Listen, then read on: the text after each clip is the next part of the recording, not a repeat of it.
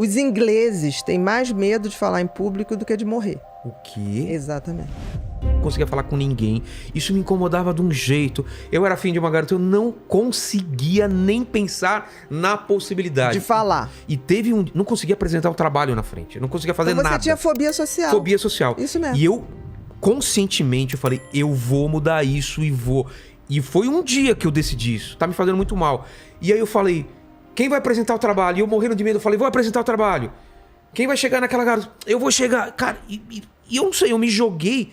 E eu fiquei tão feliz de cada conquista que eu e isso de criança, tô falando eu entendi. Sexta, sétima série. Mas me fazia mal de um jeito que eu não conseguia viver. Eu não conseguia falar pros meus pais. Chegava a visita em casa, eu desenhava, mostra o desenho. Eu me escondia no quarto.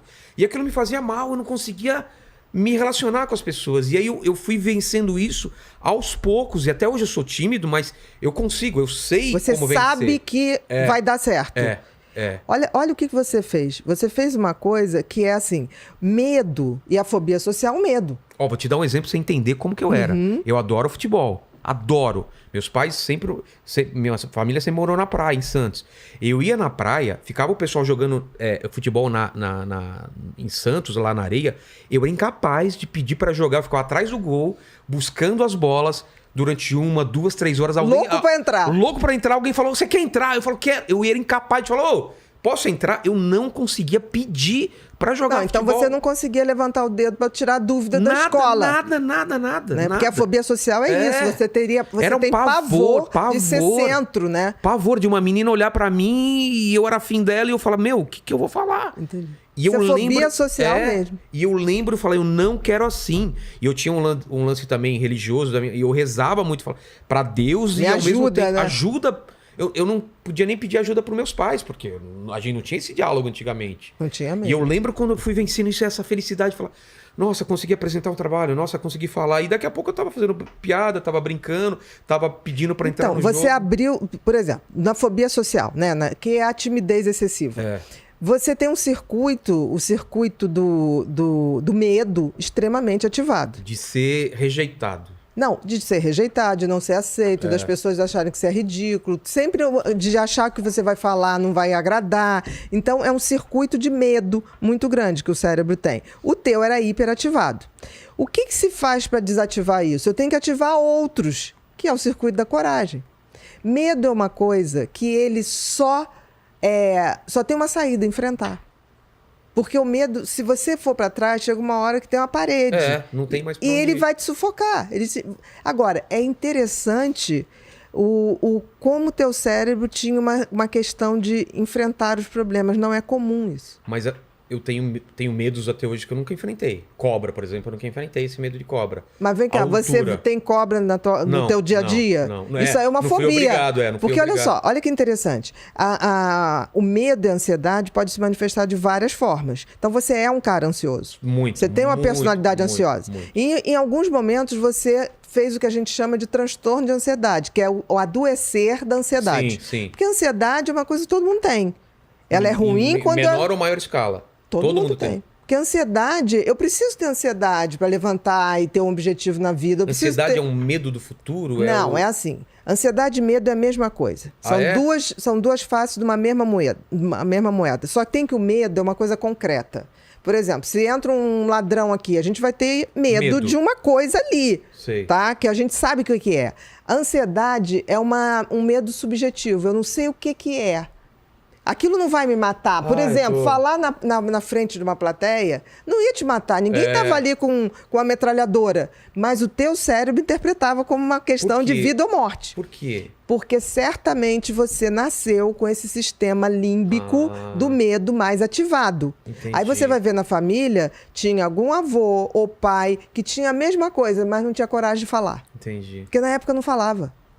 Aí o que fazia? Era o cara que ia trabalhar num lugar que ele não precisasse lidar com o público. Era o cara que ia trabalhar numa fábrica onde ele ficava fazendo uma função de botar um parafuso ali, sem falar com ninguém. É que meus pais eram professores. Os dois eram de falar público, sabiam falar bem, assim, e Mas você pode ver que tinha um avô, uma avó. Entendi. Porque a genética não é pai e mãe. Genética é um jogo de probabilidade. Você pode pegar a genética de um bisavô. Entendeu? Que a gente sempre acha que é pai e mãe. Mas pai e mãe também já herdou genética de avô e avó. Que herdou do bisavô e do bisavó. Então, assim, quando você tem ansiedade, é normal ter ansiedade. O problema é adoecer da ansiedade. A fobia social é um adoecimento da ansiedade, que é isso que impede. E você está falando uma coisa tão interessante. Primeiro, interessante é você ter percebido isso e você partiu para enfrentar. Que me fazia muito mal. Mas é sensacional. Era... O tratamento de fobia social é fazer isso. O que a gente propõe para o fóbico social? Olha só, a gente vai te preparar para você enfrentar. Então, tem uns que não conseguem enfrentar. Você primeiro tem que medicar para ele enfrentar, para depois você ir tirando o remédio e falar, tá vendo como dá? Tanto que tem gente que tem tanto pavor que a gente usa o quê? Realidade virtual. Olha só. Esses óculos de jogos, a gente hoje usa para gente que tem medo de falar em público. Que é uma coisa controlada. Tá ali, a gente tá ali, você vai desensibilizando. O que você fez? Eu quero. Você foi desensibilizando teu cérebro. Você fez certo. Agora, espantoso é você ter sacado isso sem ter sido ensinado.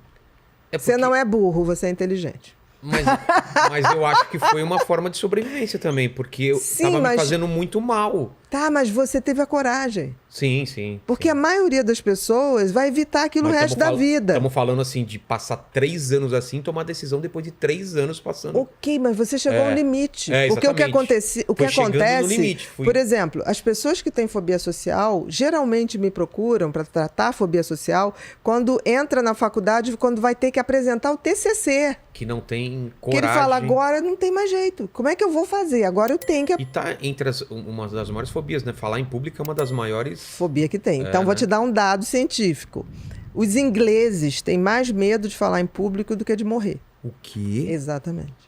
A fobia social e o índice de fobia social da Inglaterra é altíssimo. Por isso que os ingleses são tidos como um povo que não gosta de dar informação, reservado, arrogante. Não, eles têm pavor. Você imagina brasileiro que chega em Londres e vai pedir uma informação. Ei!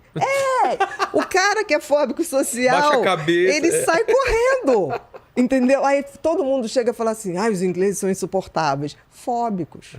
Eles têm pavor. Quem tem TDAH não deixa de ser TDAH. O TDAH é um transtorno do neurodesenvolvimento. Isso significa que é um jeito de funcionamento cerebral, que é seu e é único. Então, você sempre terá TDAH. Agora, ele pode nunca te deixar na mão. Esse cérebro pode ser transformado de tal maneira que você só vai lidar com o que tem de bom. Não fique com essa questão de tipo assim, eu nunca vou conseguir. Vai conseguir, porque a gente está disponibilizando nesse curso todas as condições, as tecnologias mais avançadas, os remédios, tudo que vão te favorecer. Vai precisar de remédio? Talvez não. Agora, esteja disposto a se transformar e fazer de você a melhor versão de você de todos os tempos. Vamos juntos nessa jornada de autodescoberta? Faça sua inscrição e transforme sua vida hoje mesmo.